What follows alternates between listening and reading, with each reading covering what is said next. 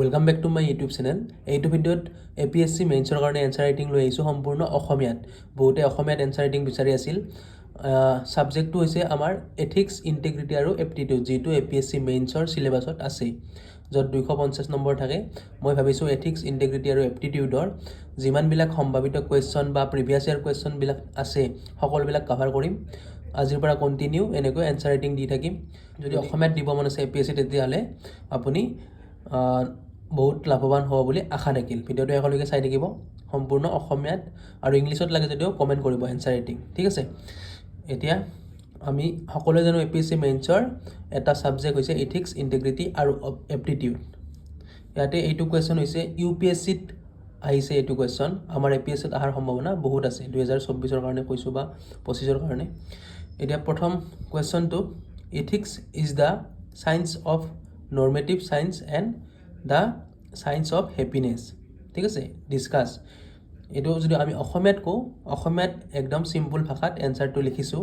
আপোনাৰ এনেকৈ এক্সামত যদি লিখি আহে, আপোনাৰ এইটো 10 নম্বৰ কুৱেশ্যন হয়, আপুনি 8-9 নম্বৰ আৰামত পাই যাব, ঠিক আছে। এতিয়া অসমীয়াত যদি আমি কুৱেশ্যনটো চাওঁ, নৈতিকতা হৈছে নীতিগত বিজ্ঞান আৰু সুখৰ বিজ্ঞান। একদম চিম্পুল। ইথিক্স হৈছে বা ইথিক্স মানে নৈতিকতা বা আমি নীতিশাস্ত্ৰ বুলি ক'ব পাৰোঁ। নীতিশাস্ত্ৰ ক'লে বেছি শুদ্ধ হয়। নীতিশাস্ত্ৰ হৈছে নীতিগত বিজ্ঞান আৰু সুখৰ বিজ্ঞান, এই কথাষাৰ আলোচনা কৰা। একদম চিম্পুল। নৰ্মেটিভ চায়েন্স মানে আমাৰ নীতিগত বিজ্ঞান আৰু চায়েন্স অফ হেপিনেছ মানে সুখৰ বিজ্ঞান, ঠিক আছে। আমি এনেকৈ অসমীয়াত চিম্পুলকৈ ক'ব পাৰোঁ, আমি এনেকৈ লিখিব পাৰোঁ, ঠিক আছে। এতিয়া প্ৰথম আমি লিখিব লাগিব ইন্ট্ৰডাকশ্যন। ইন্ট্ৰডাকশ্যনত কি লিখিম? কুৱেশ্যনটো আপুনি পঢ়ি চাওক, ইমান চিম্পুল হয়।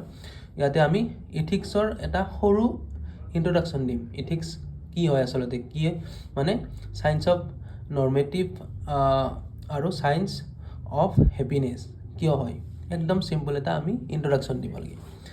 নৈতিকতা বা নীতিশাস্ত্ৰ বা ইথিক্স হৈছে নীতিগত বিজ্ঞান আৰু সুখৰ বিজ্ঞান। কাৰণ বা কিয় ইয়াক গণ্য কৰা হয়, কাৰণ ইথিক্স বা নীতিশাস্ত্ৰত নৈতিক নীতি নিয়ম, মূল্যবোধ আৰু নীতিৰ লগতে সুখ আৰু মংগলৰ সন্ধানৰ ওপৰত অধ্যয়ন কৰা হয়। কি কি অধ্যয়ন কৰা হয় আমি এতিয়া আলোচনা কৰিম। মেইন বডিটো যেতিয়া লিখিম, এইটো ইন্ট্ৰডাকশ্যন, আৰু ই পথ প্ৰদৰ্শন কৰা আৰু নীতিসমূহ দেখুৱাই দিয়াত আমাক সহায় কৰে, ঠিক আছে। অলপমান লিখতে ইফাল সিফাল হ'ব পাৰে। ই আমাক জীৱনত পথ প্ৰদৰ্শন কৰায়, ঠিক আছে, আমাক গাইড কৰে। নীতি নিয়মত কেনেকৈ চলিব লাগে সেইটো আমাক দেখাই দিয়ে, ঠিক আছে। মৰেলি কোনটো শুদ্ধ কোনটো অশুদ্ধ আমাক দেখাই দিয়ে। এইখিনি চিম্পুল আপুনি ইন্ট্ৰডাকশ্যন লিখিলে। নেক্সট, এতিয়া আমি এই দুটা পইণ্ট লিখিম অলপ অলপ বহলকৈ, মেইন বডিত লিখিম, ঠিক আছে। মেইন বডিত কি লিখিম? আমাক কুৱেশ্যনটোত যিখিনি সুধিছে আমি এইখিনি অলপ বহলাই লিখিম। চায়েন্স অফ নৰ্মেটিভ চায়েন্স বুলি কিয় কোৱা হয় আৰু চায়েন্স অফ হেপিনেছ বুলি কিয় কোৱা হয় নীতিশাস্ত্ৰক, এই দুটা বস্তু আমি লিখিম মেইন বডিত। প্ৰথম আমি চায়েন্স অফ নৰ্মেটিভ চায়েন্স, ইয়াৰ অসমীয়াখিনি চাইছোঁ আমি। ইয়াতে আমি পইণ্ট হিচাপত লিখিম, ঠিক আছে। নীতিশাস্ত্ৰই কাৰ্যৰ মূল্যায়ন, নৈতিক বিচাৰ আৰু মানৱীয় আচৰণ নিৰ্ধাৰণ আৰু নৈতিকভাৱে কি সঠিক বা শুদ্ধ বা কি ভুল, মৰেলি ৰাইটছ অৰ ৰং আমাক দেখুৱাই দিয়ে, ঠিক আছে। এইটো বস্তু আমাক দেখুৱাই দিয়ে আৰু ভুল শুদ্ধ পৰীক্ষা কৰাত আমাক সহায় কৰে। একদম চিম্পুল। আপুনি এবাৰ ৰিপিট কৰি পঢ়িলে আপুনি নিজে সহজ পাই যাব। ই আমাক ৰূপৰেখা দিয়ে যে আমি কেনেকুৱা পৰিস্থিতিত কেনেকুৱা আচৰণ কৰিব লাগে, কেনেকুৱা সিদ্ধান্ত ল'ব লাগে। ইথিক্সে আমাক এইখিনি জ্ঞান দিয়ে। আমি যদি ইথিক্স পঢ়োঁ আমি এইখিনি আমি জানিম, ঠিক আছে, কেনেকুৱা পৰিস্থিতিত আমি কি একশ্যন ল'ব লাগে। তাৰপিছত নৈতিকতা বা নীতিশাস্ত্ৰই কিছুমান প্ৰশ্নৰ সমাধানৰ সন্ধান কৰি দিয়ে আমাক, ঠিক আছে। কিছুমান আমাৰ মনত হোৱা প্ৰশ্নৰ সমাধান ইথিক্সে আমাক দিয়ে জীৱনৰ, দৈনন্দিন জীৱনৰ। এইখিনি আপুনি আশা কৰোঁ বুজি পাইছে ধুনীয়াকৈ। এতিয়া কেনেকুৱা আমাক সমস্যাৰ সমাধান দিয়ে ইথিক্সে, যেনেকৈ নৈতিকতাৰ প্ৰকৃতি কি, ঠিক আছে। আমাৰ জীৱনত নৈতিকতাৰ কিমান গুৰুত্ব আছে আপুনি জানেই। নৈতিকতাৰ প্ৰকৃতি কি বা নেচাৰ কি। নৈতিকতাক আপুনি এটা নতুন শব্দ পাব, মৰেল, ঠিক আছে। শুদ্ধ অশুদ্ধ আমি কেনেকৈ নিৰ্ধাৰণ কৰিম এইটো আমাক ইথিক্সে শিকায়। আমাৰ নৈতিক বাধ্যকতা আৰু কৰ্তব্য কি, আমি নৈতিকভাৱে কোনটো কাম কৰিব লাগে সমাজৰ কাৰণে, ভালৰ কাৰণে বা নিজৰ ভালৰ কাৰণে। নিজৰ ভালৰ কাৰণে অনলি কৰিলে নহ'ব, সেইটো কাম সমাজৰো ভাল হ'ব লাগিব, ঠিক আছে। এইবিলাক বস্তু আমাক শিকায়। আমাৰ কৰ্তব্য কি, নৈতিক কৰ্তব্য। তাৰপিছত কি নীতিয়ে আমাক পথ প্ৰদৰ্শন কৰিব লাগে, ঠিক আছে। এই নীতিটো আমি জানিব লাগিব, আমি কি নীতিত চলিব লাগিব, কি নীতিত চলিলে আমাক ভালকৈ পথ প্ৰদৰ্শন কৰিব সেই নীতিটোৱে, ঠিক আছে। এইবিলাক আমাক শিকায় নীতিশাস্ত্ৰই। নেক্সট পইণ্ট, আমাৰ 3টা পইণ্ট হ'ল। নেক্সট, নৈতিক তত্ত্বৰ জৰিয়তে নীতিশাস্ত্ৰই আমাক যুক্তিসংগত আৰু পদ্ধতিগত স্পষ্টীকৰণ বা ব্যাখ্যা দিয়ে, আৰু আমাৰ পচন্দ আৰু আচৰণ এই দুটা ক্ষেত্ৰত আমাক আমাৰ পচন্দত আমাৰ আচৰণত কি কৰে, পদ্ধতিগত স্পষ্টীকৰণ বা ব্যাখ্যা দিয়ে, আমাক এই দুটাত সহায় কৰে। মানে আমি চইচ আৰু আমাৰ আচৰণ, ঠিক আছে। তাৰপিছত একদম চিম্পল, তাৰপিছত ইয়াৰ লক্ষ্য হৈছে সাৰ্বজনীনভাৱে প্ৰযোজ্য বা সাংস্কাৰিকভাৱে প্ৰযোজ্য হ'ব পৰা নৈতিক নিৰ্দেশনা আৰু নৈতিক মানদণ্ড গঢ়ি তোলা। ই নৈতিকতাৰ ভেটিসমূহ পৰীক্ষা কৰি নৈতিক পচন্দ আৰু নৈতিক আচৰণৰ মৰেল চইচ এণ্ড কণ্ডাক্ট, ঠিক আছে, নৈতিক পচন্দ আৰু আচৰণ ব্যাখ্যাৰ বাবে এক বৈজ্ঞানিক পদ্ধতি আগবঢ়ায়, ঠিক আছে। ইথিক্সে আমাক এনেকুৱাকৈ জীৱনত সহায় কৰে আমি যদি নীতিশাস্ত্ৰ পঢ়োঁ। তাৰপিছত আমাৰ এটা পইণ্ট হৈ গ'ল। নেক্সট পইণ্টটো, চায়েন্স অফ হেপিনেছ বুলি কিয় কোৱা হয় ইথিক্সক, নীতিশাস্ত্ৰক, এইখিনিৰ বিষয়ে আমি লিখিম এতিয়া। এইখিনি আমি লিখিছোঁ মেইন বডি এনচাৰটো, ইয়াতেও পইণ্ট হিচাপে লিখিম। প্ৰথম, নৈতিকতা বা নীতিশাস্ত্ৰই ব্যক্তি আৰু সমাজৰ মংগল, মানে ব্যক্তিৰো চাব লাগিব সমাজৰো চাব লাগিব, ব্যক্তিৰো চাই সমাজৰো চাই, পূৰ্ণতা আৰু সমৃদ্ধিৰ ওপৰত গুৰুত্ব আৰোপ কৰে নীতিশাস্ত্ৰই, ঠিক আছে। ইয়াত মানুহৰ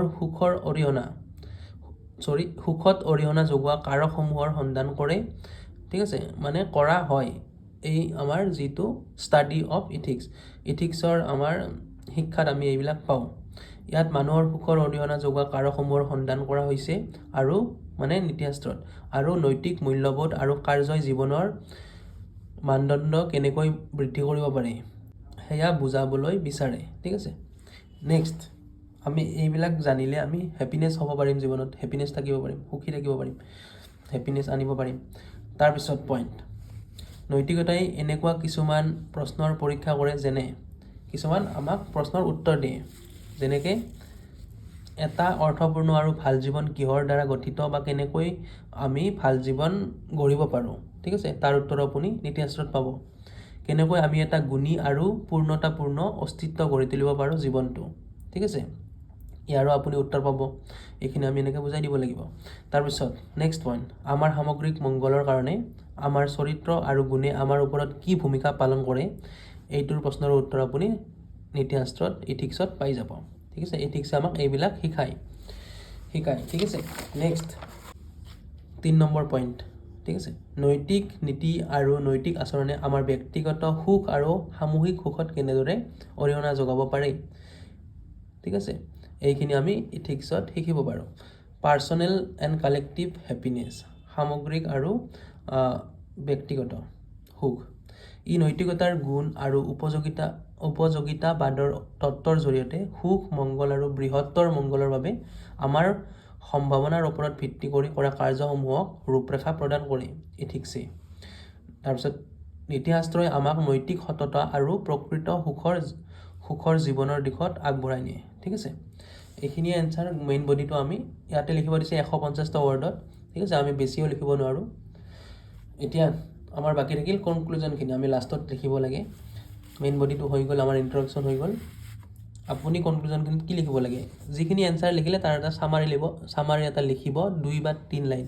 তাৰপিছত এইখিনি এনেকৈ লিখি দিব যে ইয়াত দাৰ্শনিক অনুসন্ধান, অভিজ্ঞভিত্তিক গৱেষণা আৰু ব্যৱহাৰিক নিৰ্দেশনাৰ সংমিশ্ৰণ ঘটাই মানুহক নৈতিক জটিলতাসমূহ, মানে মানুহৰ দৈনন্দিন জীৱনত জটিলতাসমূহ নোহোৱা কৰাত বা কম কৰাৰ দিশ দেখুৱাই দিয়া হৈছে ইথিক্সত, আৰু প্ৰকৃত সুখ আৰু নৈতিক উৎকৰ্ষতাৰ কাৰণে চেষ্টা কৰা হৈছে, ঠিক আছে। এনচাৰ খতম। নেক্সট আৰু এটা এনচাৰ আনিম, মানে কণ্টিনিউ আনি থাকিম ইথিক্সৰ, ভাবিছোঁ গোটেই যিমানবিলাক প্ৰিভিয়াছ ইয়াৰ কুৱেশ্যন আছে আৰু সম্ভাৱিতা কুৱেশ্যন আছে সকলোখিনি এনেকৈ কণ্টিনিউ আলোচনা কৰি যাম সদায়, ঠিক আছে। Thank U.